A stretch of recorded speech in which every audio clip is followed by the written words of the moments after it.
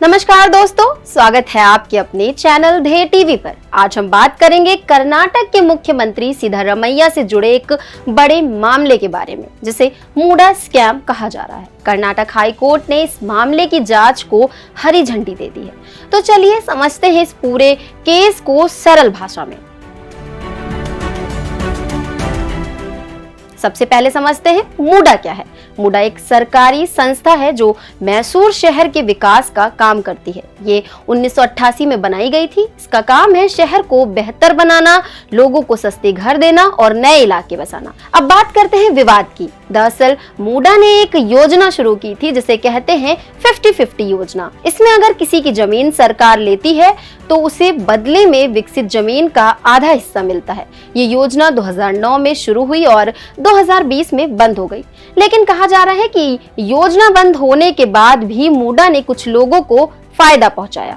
अब आते हैं मुख्यमंत्री सिद्धारमैया पर लगे आरोपों की बात पर। कहा जा रहा है कि उनकी पत्नी पार्वती को इस योजना से फायदा हुआ।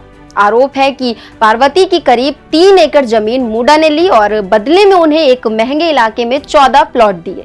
विपक्ष का कहना है कि ये सौदा गड़बड़ है, क्योंकि जो प्लॉट दिए गए हैं वो पुरानी जमीन से ज्यादा कीमती है। लेकिन मुख्यमंत्री कहते हैं कि सब कुछ कानून के मुताबिक हुआ है। वो कहते हैं कि उनकी पत्नी को जो प्लॉट मिले हैं वो 2021 में भाजपा सरकार के समय में दिए गए थे। उनका कहना है कि अगर कोई गड़बड़ी है तो सरकार प्लॉट वापस ले ले और पूरा पैसा दे दे। कहानी को थोड़ा और डिटेल में बताते हैं। इस केस की शुरुआत जुलाई 2023 में हुई, जब 3 anti corruption activist TJ Abraham, Snehamayi Krishna और प्रदीप कुमार ने कर्नाटक के गवर्नर से मुख्यमंत्री सिद्धारमैया के खिलाफ शिकायत दर्ज करने की अनुमति मांगी। इनका आरोप था कि सिद्धारमैया की पत्नी पार्वती ने 14 हाउसिंग साइट्स यानी मकान के plots Mysore urban development authority से प्राप्त किए थे। इसके बदले में मूडा ने एक 3.16 एकड़ का प्लॉट खरीदा था, जिससे राज्य को 55.80 करोड़ रुपए का नुकसान हुआ। कर्नाटक के गवर्नर थावरचंद गहलोत ने 26 जुलाई को मुख्यमंत्री को एक शो कॉज नोटिस भेजा और 16 अगस्त को जांच की अनुमति दी। गवर्नर ने इस फैसले के लिए प्रिवेंशन ऑफ करप्शन एक्ट 1988 और भारतीय न्याय संहिता 2023 का हवाला दिया। यह अनुमति इसलिए दी जाती है ताकि भ्रष्टाचार के आरोपों की सही तरीके से जांच की जा सके, खासकर जब आरोप किसी सरकारी अधिकारी पर हो। मुख्यमंत्री सिद्धारमैया ने 19 अगस्त को इस जांच को कोर्ट में चुनौती दी। उनका तर्क था कि गवर्नर राज्य की कैबिनेट की सलाह से बंधे होते हैं। 1 अगस्त को कर्नाटक की मंत्रिपरिषद ने गवर्नर को ये नोटिस वापस लेने की सलाह दी थी, लेकिन गवर्नर ने इसे अनदेखा कर दिया। सिद्धारमैया के वकील ने कहा कि गवर्नर कैबिनेट की सलाह को निष्पक्ष न मानकर खुद से निर्णय नहीं ले सकते। इसके अलावा गवर्नर को इस बात का स्पष्टीकरण देना चाहिए था कि ये आरोप जांच के लायक क्यों हैं।